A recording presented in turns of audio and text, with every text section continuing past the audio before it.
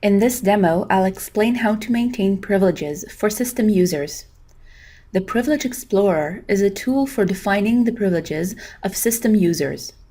It allows you to define read and write privileges for menus, forms, programs, documents, and reports, or to prevent certain users from viewing these entities.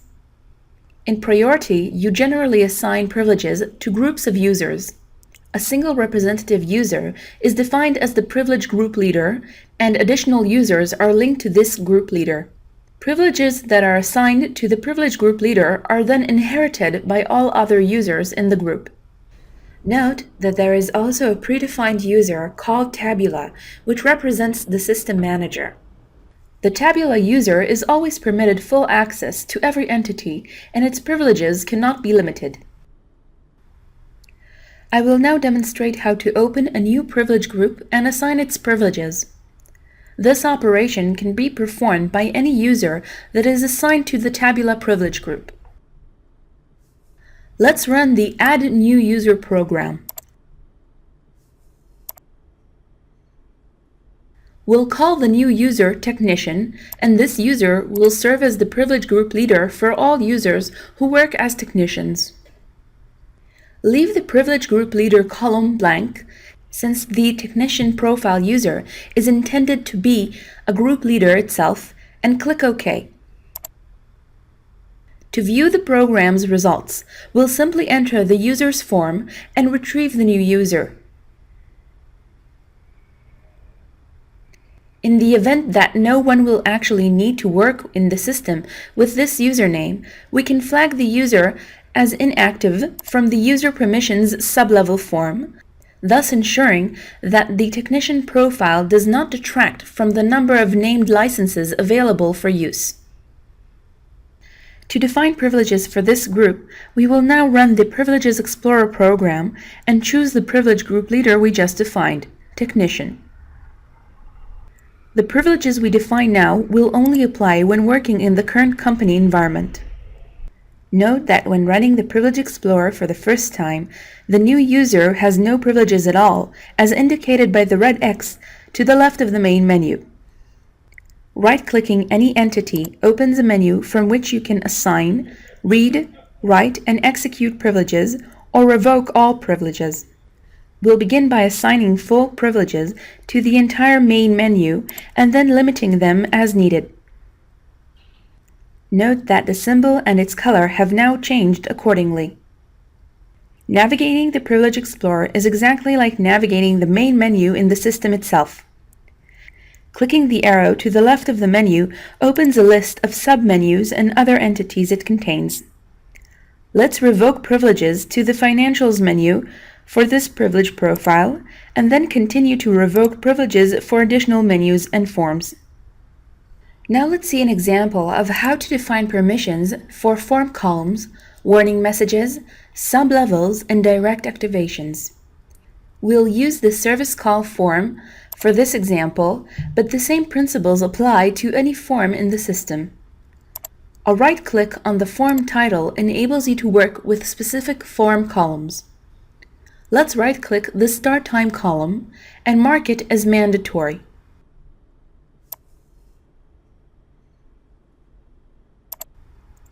Note that an M now appears next to this column, indicating that it is now a mandatory column. At the bottom of the screen is a checkbox called No Record Deletion, which can be flagged in order to prevent users from deleting data from this form. The arrow to the left of the form indicates that it contains sublevel forms and/or direct activations. Let's click the arrow to see a list. In the Service Report Labor sublevel form, we'll mark the discount percentage column as read-only, thereby determining that technicians are not authorized to offer discounts to the customer. By right-clicking any form and selecting Form Warning Messages, we can see all warning messages defined for the column. Any of these messages can be changed into an error message if necessary by selecting the Error Message option, or you can prevent it from appearing altogether by selecting the No Message option. For instance, we can prevent technicians from reporting use of a part with an insufficient balance in the designated warehouse by changing the relevant warning into an error message. Note that any privileges you define in the Privilege Explorer can easily be copied to any other privilege group. This is useful when two or more privilege groups need to be assigned similar privileges for a given entity or for an entire menu. In such a case, we can copy the defined privileges to other privilege groups and then edit specific definitions for each group as needed. Let's right-click the main menu and copy the entire privilege tree as is to the desired users and group leaders. In order to revise the privileges assigned to this privilege group, you'll need to run the Privilege Explorer for the shipper's privilege group. Likewise, the privileges defined for this privilege group can be copied to other companies in the system, thereby assigning the same privileges to technicians working in another company. To authorize the privileges we've just assigned, we'll choose the Save option from the File menu. The system performs an authorization, which takes a short while.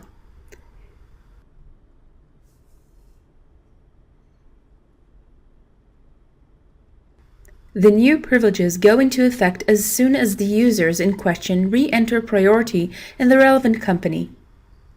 I can now close the Explorer. To view a history of changes that were made to user privileges, open the History of Privileges form from the Results of Privileges Assignment menu. Use one or more columns to retrieve records by specifying the user for which the changes were made, the user that made the changes, the date changes were made, etc. Press F4 to view the retrieved records in multi-record display mode. Now, let's add users to the Technician Privilege Group. We'll start by running the Add New User program and defining a user named Lisa Dobbs.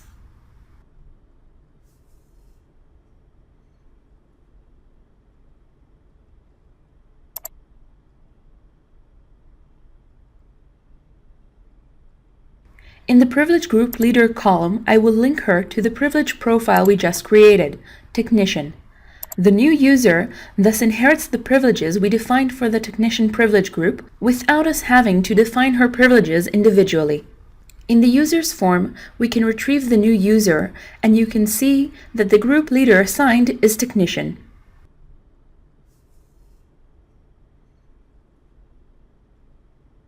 In the Privilege Groups by Company sublevel form, we can override these definitions for a particular company by assigning the user a different privilege profile for that company.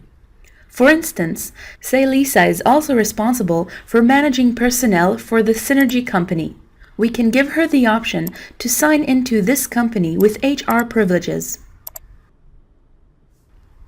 We can also give Lisa the option to sign into the Synergy company with her regular technician privileges.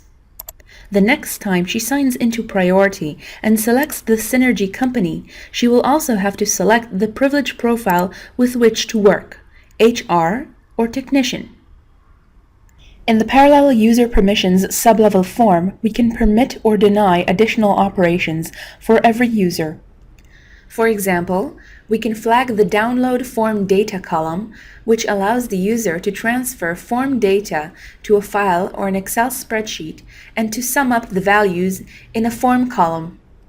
We can also flag Document Design, which allows the user to change the various formats in which documents and reports are produced, as well as Form and Menu Design, which allows the user to change the appearance of forms and menus. Similarly, while any user can define business rules that apply to him or herself, select users can be authorized to define business rules that apply to other users as well. Business rules enable you to set up an automated response, such as an email notification or an error message when a given set of conditions is met. For example, when an excessive amount of labor is reported to a particular type of service call. You can view more detailed descriptions of these and all other options by pressing F1 from any of the columns. A number of system reports are available to help you keep track on user privileges. For instance, you can run the Privileges per Group Leader report to view the entities for which the privileges have been assigned for a given privilege group in a hierarchical tree format. This concludes our explanation of user privileges in Priority.